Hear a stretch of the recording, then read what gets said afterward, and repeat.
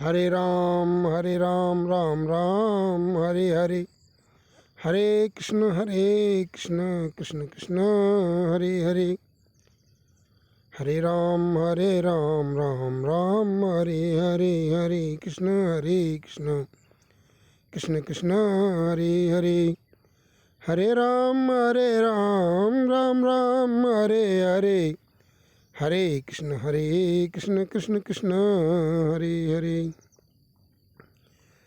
प्यारे भाइयों बहनों, आज भगवत कृपा से पुनः मेरे मन में अपनी बातों को पुनः कहने की भगवत प्रेरणा हो रही है।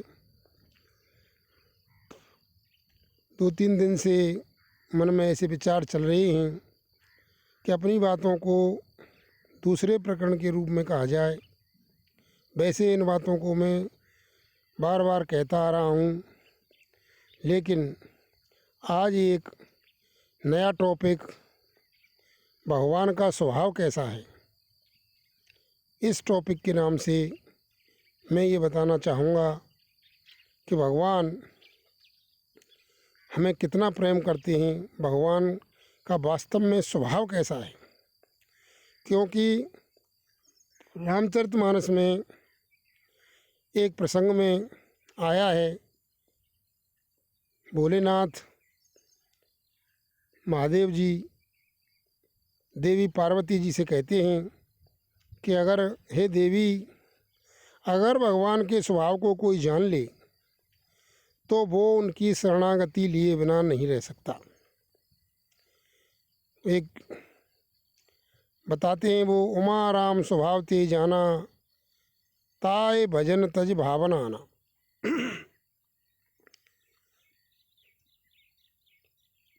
शिव जी कह रहे हैं, हे पार्वती, हे उमा, अगर किसी भी आदमी को, किसी भी व्यक्ति को, किसी भी जीव को भगवान के स्वभाव का पता लग जाए तो वो उनकी शरण लिए बिना नहीं रह सकता। उमा राम स्वभाव ते जाना, ताय भजन तज भावना आना। अब यहाँ भजन शब्द का मतलब ही शरण है, क्योंकि भगवत गीता में भी यही बात आई है। उन्होंने कहा है, भगवान ने, देवी येषां गुणमयी मम माया दुरत्यया मामेव ये प्रपद्यन्ते माया मेताम तरन्ति थी। वहाँ कहते हैं, हे अर्जुन मेरे सखा, मेरी माया जो दैवीय गुणों से युक्त है वो बहुत ही दुस्तर है, उसको पार करना बहुत कठिन है। लेकिन माँ में वे प्रपद्यन्ते माया मेताम तरन्ति थी, लेकिन जो मेरी शरण में आ जाता है वो इसे अनायास ही पार कर जाता है। तो इसी बात को, क्योंकि प्रपद्यन्ते शब्द का 2 अर्थ होते हैं, एक मेरे को भजता है और एक मेरी शरण ले लेता है। तो यहाँ पर जो भजता शब्द है वो प्रपद्यन्ते के लिए लिया गया है, यानी उमा राम स्वभाव ते जाना, ताय भजन तज भावना आना। अर्थात वो मेरी शरण लिए बिना, वो भगवान की शरण लिए बिना नहीं रह सकता। क्योंकि वहाँ प्रपद्यन्ते शब्द के शरण लेना भी अर्थ है संस्कृत में, और भजन करना भी अर्थ है। तो यहाँ जो कहा है, भोले बाबा कह रहे हैं, शिव जी कह रहे हैं कि उमा राम स्वभाव ते जाना, ताय भजन तज भावन आना। अर्थात आने का अर्थ आप जानते हैं, तुलसीदास जी की भाषा है, आने का मतलब कोई दूसरा काम नहीं करेगा। वो आना मतलब दूसरा कुछ नहीं, यानी दूसरा कुछ काम नहीं करेगा। अगर भगवान की स्वभाव को किसी को पता पड़ जाए, हे देवी उमा, हे पार्वती, अगर कोई ये जान ले कि भगवान का स्वभाव ऐसा है तो वो उनकी शरण लिए बिना नहीं रह सकता, यानी दूसरा काम नहीं कर सकता। उमा राम स्वभाव ते जाना, ताय भजन तज भावना आना, यानी उसको भजन करना, यानी शरण लेने के अलावा दूसरे विचार ही नहीं आएंगे उसके मन में। तो यहाँ ये सवाल उठता है कि अगर ऐसी बात है तो भाई भगवान का स्वभाव है कैसा। तो इस बात को मैंने बताता चला आया हूँ, और एक बार मैंने इसी YouTube चैनल पर बताया था कि भगवान ही हरि ही करते हैं सबसे ज़्यादा प्यार।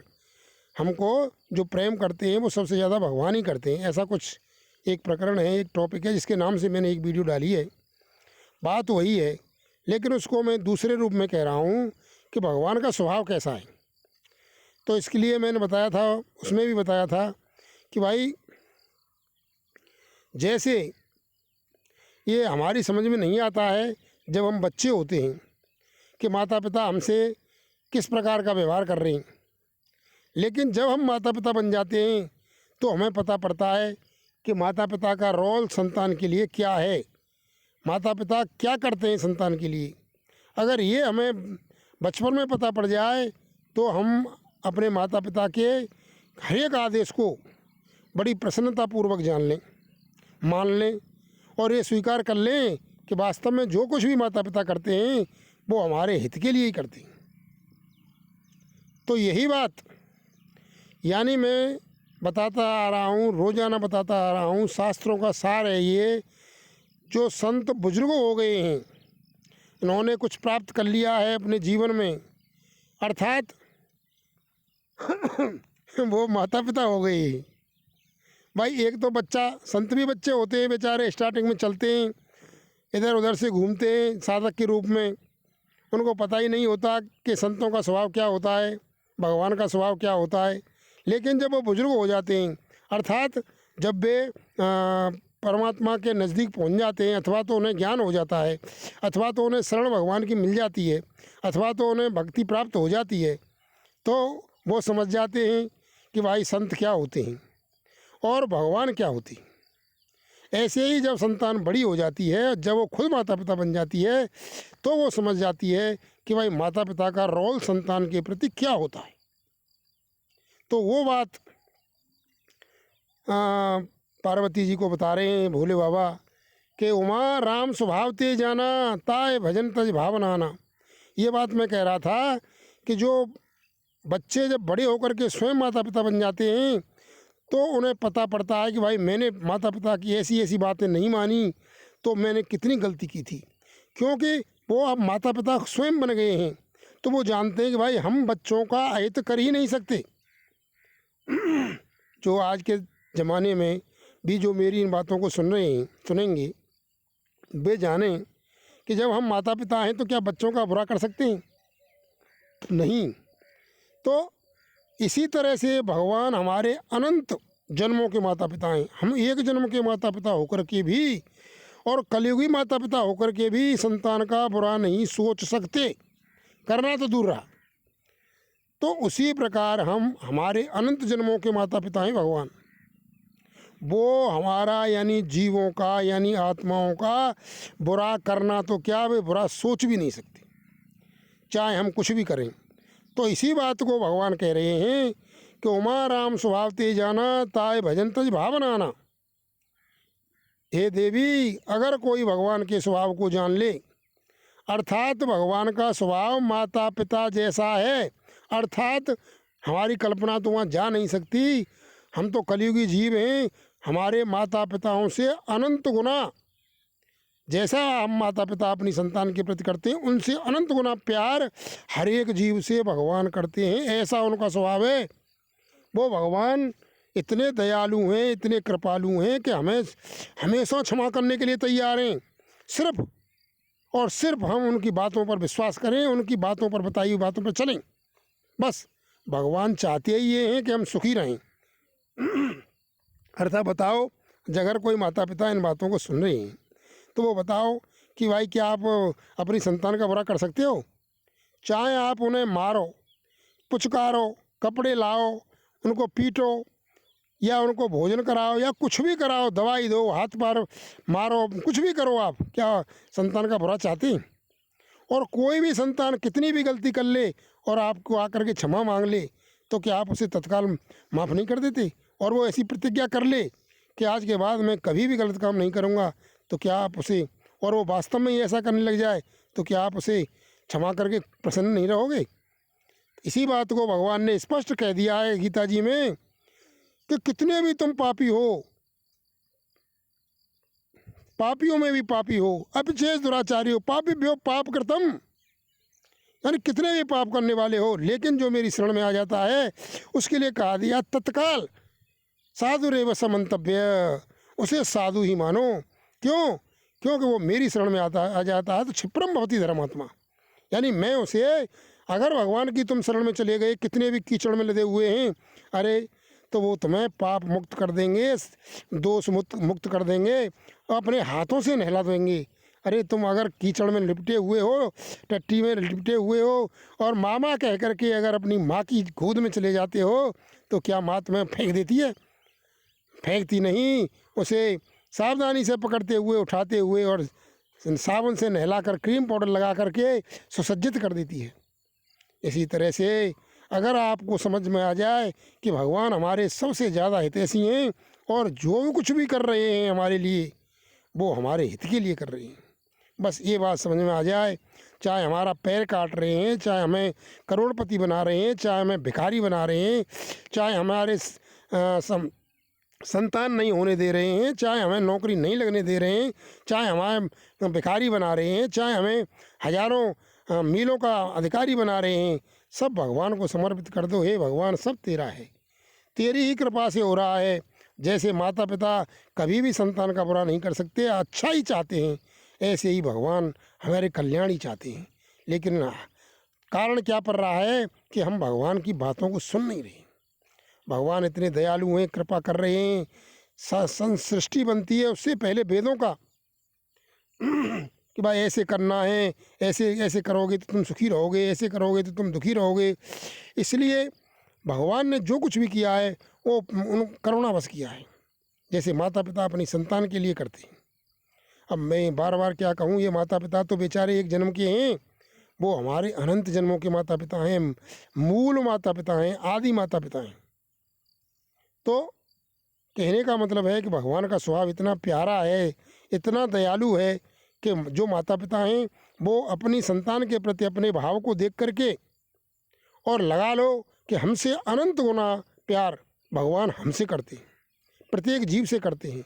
और चक्कर ये पड़ रहा है कि माता पिता कहें संतान से कि भाई ये काम यूँ करना है, और हम संतान उससे उल्टा ही चले।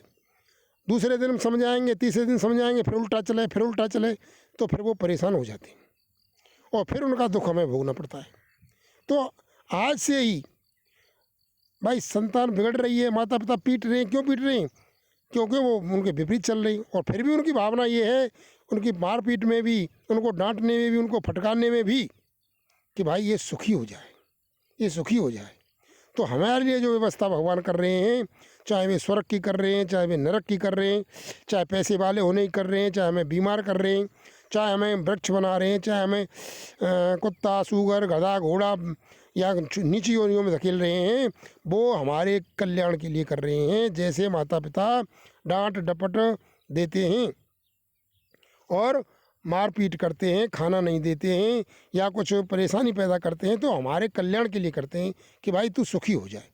और अगर वही संतान जो मूर्खता की ओर बढ़ रही है, कुकर्मों में फंस गई है, बुरी संगति में फंस गई है, माता पिता से आकर के क्षमा मांग लेती है और ये प्रतिज्ञा कर लेती है कि आज के बाद मैं गलत काम नहीं करूँगा, तो वो और नहीं करती है, तो माता पिता बड़े प्रसन्न होते हैं और उसके किए हुए सारे अपराधों को भूल जाते हैं। इसी बात को दयालुता बस भगवान ने कहा है कि सर्वधर्मान परित्यज्य माम एकम शरणम व्रज मत्वा सर्व पापेभ्यो मोक्षयिष्यामि मा शुचः। अरे मेरे जीवो, अरे मेरी संतानों, मेरी शरण में आ जाओ, तुम चिंता ना करो कि मैं क्या जानता हूँ क्या नहीं जानता हूँ, जैसा मैं कहूँ वैसा करो, मैं सारे पाप पुण्यों से तुम्हें मुक्त कर दूंगा, चिंता ना करो। अब क्या करें भगवान, इससे भी ज़्यादा कहें तो क्या कहें। इसलिए भोले बाबा कह रहे हैं, शंकर भगवान कह रहे हैं, शिव जी कह रहे हैं पार्वती जी से, हे उमा, अगर इस बात की जीवों को पता पड़ जाए कि भगवान का स्वभाव हमारे माता पिता की अपेक्षा करोड़ों गुना प्यार करने वाला है, हमारी सारी गलतियों को क्षमा करने वाला है, अगर हम उनकी शरण चले जाएं तो हमारे कल्याण ही कल्याण करने वाला है। अगर ऐसा स्वभाव का पता किसी को भी पता पड़ जाए, किसी जीव को भी पड़ जाए, तो वो भगवान की शरण लिए बिना नहीं रह सकता, नहीं रह सकता। उमा राम स्वभाव ते जाना, ताए भजन तज भावनाना। तो हे पार्वती, अगर इस स्वभाव का पता पड़ जाए तो तो कोई भी जीव यानी सभी जीव भगवान की शरण के बिना नहीं रह सकते। तो ये भगवान का स्वभाव है। भगवान हमारे माता पिता की करोड़ अनंत माता पिताओं का हृदय लिए हुए हैं, हमारे कल्याण के लिए लगे हुए हैं। सृष्टि बनाते हैं तब से लेकर के और तब तक कल्याण नहीं कर देते, तब तक लगे रहते हैं। क्योंकि ये माता पिता तो हमारे एक जन्म के हैं और मर जाते हैं, लेकिन वो उनका साया हमारे पास हमारे साथ दिन रात घूमता रहता है। और वो कहते हैं कि भाई कब शरण में आ जाए, कब शरण में आ जाए। जब शरण में आ जाएगा तभी सारे पाप पुण्यों से उन्हें माफ़ कर दूंगा। यही बात तुलसीदास जी ने कही है कि सन्मुख होए जीव मोय जबही और जन्म कोट यज्ञ नासऊं तबही। सन्मुख होए जीव मोय जबही, अर्थात जो जब मेरी शरण में जीव आ जाता है ये कह करके कि हे भगवान तुम मेरे ही हो, मैं भूल गया था, मैंने बहुत गलती की थी, आज मैं आपको समझ गया हूँ, मैंने आपका स्वभाव जान लिया है, अब जैसा आप करोगे वैसा ही होगा। और मैं आज से अपनी कोई इच्छा के अनुसार नहीं चलूँगा, तुम्हारी इच्छा के अनुसार चलूँगा, मेरी इच्छा आपकी इच्छा में मिल गई हैं।